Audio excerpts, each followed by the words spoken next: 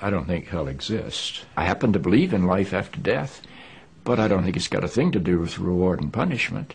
Religion is always in the control business. And that's something people don't really understand. It's in the guilt-producing control business.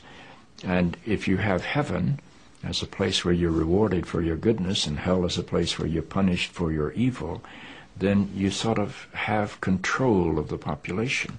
And so they create this fiery place, which has quite literally scared the hell out of a lot of people throughout Christian history. Mm-hmm. And it's part of a control tactic. But wait a minute, you're saying that hell, the idea of a place under the earth or somewhere where you're tormented for an eternity, is actually an invention of the church? I think the church fired its furnaces hotter than anybody else. But I think there's a sense in most religious life of reward and punishment in some form. The church doesn't like for people to grow up, because you can't control grown-ups.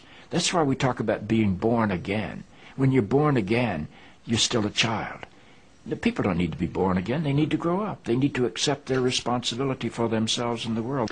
What do you make of the theology, which is quite prominent these days in America, which is that there is one guaranteed way not to go to hell, and that is to accept Jesus as your personal Savior? Yeah, I grew up in that tradition. Every church I know claims that we are the true church, and they have some ultimate authority. We have the infallible Pope, we have the inerrant Bible. The idea that the truth of God can be bound in any human system, by any human creed, by any human book, is almost beyond imagination for me. I mean, God is not a Christian. God is not a Jew or a Muslim or a Hindu or a Buddhist. All of those are human systems which human beings have created to try to help us walk into the mystery of God. I honor my tradition. I walk through my tradition. But I don't believe my tradition defines God. I think it only points me to God. You and I are emerging people, not fallen people. Our problem is not that we are born in sin. Our problem is we do not yet know how to achieve being fully human.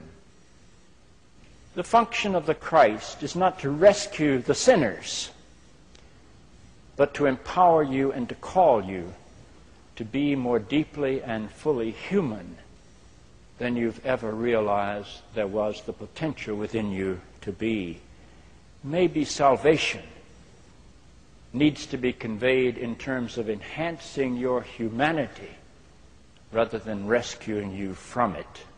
Life is a startling and wondrous experience.